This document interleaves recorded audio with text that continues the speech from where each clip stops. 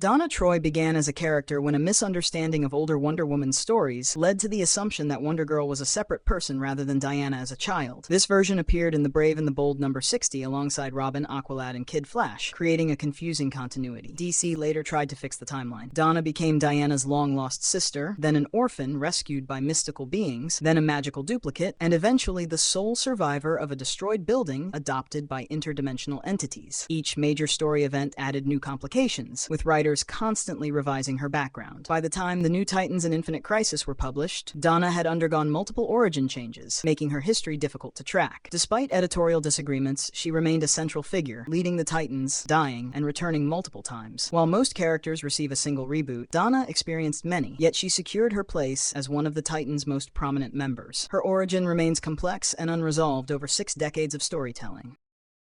Dex-Starr began as an unplanned addition when an illustrator filled extra space in a chaotic group panel of the Red Lantern Corps during Final Crisis, Rage of the Red Lanterns, in 2008. The artist sketched a small cat with a power ring, with no backstory or abilities at the time. Editors saw the drawing and decided to expand it. The cat was named Dex-Starr and given a tragic past. He had been a blue house cat named Dex-Starr, living with an elderly woman in a neglected apartment. One night, intruders killed her while Dex-Starr watched. He was captured by animal control and dumped into a river, moments from death, when a Red Lantern ring chose him. The ring transformed him into Dex-Starr, a rage-powered Red Lantern with glowing eyes and plasma abilities. He destroyed those who harmed his owner and eventually left Earth to exact vengeance elsewhere. Dex-Starr went on to appear in Red Lanterns, Green Lantern, New Guardians, and a more child-friendly version in DC Superhero Girls. His story centers on loss, fury, and revenge, turning a casual doodle into a fully realized, fearsome character.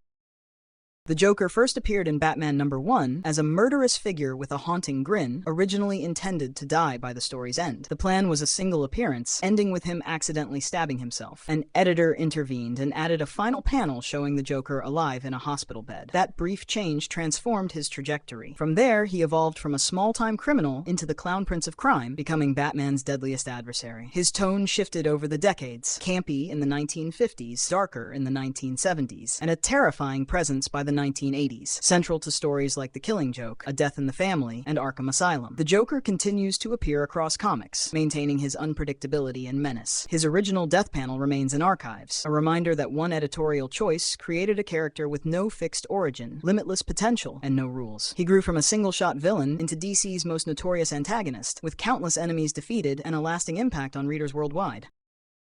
Zauriel emerged in 1997 when DC was relaunching JLA and needed a hero to fill a gap originally meant for Hawkman, whose history had become too convoluted to use. Instead of recycling Hawkman, a new character was created, Zauriel, a literal angel who left heaven to join the Justice League and protect humanity. He arrived fully equipped with golden wings, a flaming sword, and divine powers, making his first appearance in JLA #6 during a fight with Asmodel, a fallen angel. His introduction provided a unique perspective, a being of absolute faith working alongside aliens, billionaires, and super-speed heroes. Originally a temporary solution for a continuity problem, Zauriel gained popularity, leading to his own limited series and appearances in JLA, Day of Judgment, and Spectre. Over time, he became a key religious figure in DC's universe, battling demons, guiding souls, and guarding heaven's gates, all born from the need to replace a character whose backstory was too tangled to reuse.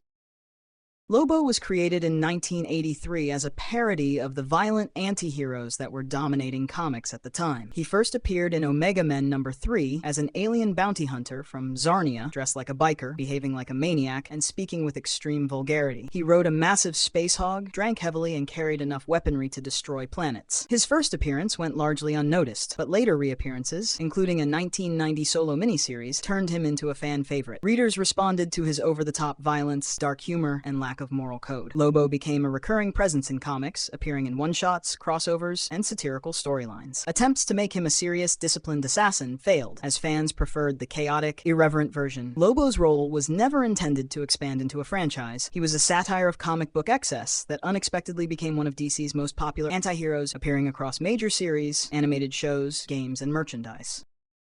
Monarch was the central villain of Armageddon 2001, a 1991 crossover built around a mystery. One hero from the present would eventually become the authoritarian masked figure, Monarch. Clues throughout the story all pointed to Captain Atom as the future villain. Before the finale was published, a leak revealed the twist, prompting editors to change the ending at the last minute. Hawk from Hawk and Dove was suddenly revealed as Monarch, despite no prior build-up or narrative justification. The sudden turn left him attacking allies while donning battle armor, shocking readers and drawing widespread criticism for the abrupt and confusing shift. To mitigate the fallout, Hawk was later rebranded as the villain Extant during Zero Hour, but the original story's impact was lost. Captain Atom's intended arc was disrupted, and the crossover's climax became widely regarded as mishandled. The alteration was a result of panic over the leak, turning what was meant to be a calculated surprise into a chaotic rewrite.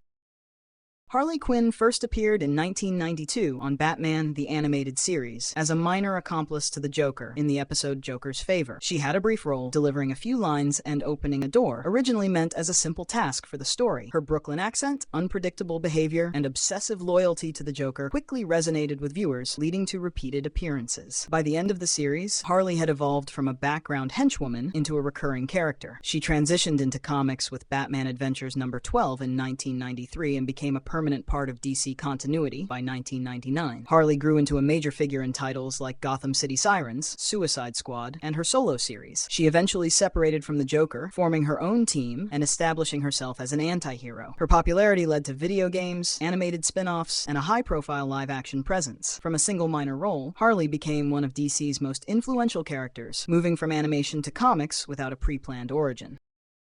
Elongated Man, Ralph Dibny, first appeared in The Flash number 112 in 1960, wearing a purple costume and possessing the ability to stretch his body. He quickly gained popularity, received a recurring role, a wife named Sue, and eventually joined the Justice League. The issue was that DC had already acquired Plastic Man from another publisher, giving him nearly identical stretching powers. The overlap was overlooked by editors, meaning Ralph was created despite an existing character with the same abilities. To distinguish him, DC emphasized his detective skills and personality over slapstick. Ralph and Sue became crime-solving partners, with his nose twitch signaling when something was amiss. In team stories like Justice League of America and Identity Crisis, he provided emotional stability and strategic support. His legacy continued even after death through ghost appearances. Ralph Dibny exists entirely because a rights oversight allowed a duplicate power set to enter the universe. Mogo first appeared in Green Lantern number 188 in 1985 as part of a short 5-page story originally intended as a joke. The tale followed a warrior hunting a legendary lantern named Mogo across an unexplored jungle, only to reveal that Mogo was not hiding. The entire planet itself was the lantern. The concept of a sentient planet wielding a power ring captured readers' imaginations, and Mogo quickly became a recurring presence. By the 2000s, he was one of the most powerful members of the Green Lantern Corps, guiding lost rings to new recruits, training rookies, and even serving as a mobile headquarters. During Blackest Night, Mogo coordinated critical operations, and in War of the Green Lanterns, he was considered a major strategic threat. Despite lacking a face, costume, or humanoid form, Mogo became a central figure in Green Lantern lore. What began as a single gag evolved into a cornerstone character whose existence shaped the Corps' galaxy-spanning operations. The Legion of Superheroes first appeared in Adventure Comics number 247 in 1958 as a one-off story. 3 teenagers from the 30th century, Cosmic Boy, Saturn Girl, and Lightning Lad, arrived to test Superboy's abilities and see if he was worthy of joining their future hero team. Originally intended as a single appearance, the Legion returned due to enthusiastic fan response. New members like Brainiac 5, Mon-El, Ultra Boy, and Shadow Lass were added, and the 30th century setting developed into a fully realized universe with maps, politics, romances, and complex timelines. The team eventually ran its own stories, with Superboy appearing only occasionally. Over time, the Legion became a major DC title, exploring galactic conflicts, telepathic plagues, and time distortions. With character rosters so large, from a single filler story, the Legion of Superheroes evolved into one of DC's most extensive and enduring superhero teams, shaping the appeal of teenage heroes long before other groups like the Teen Titans.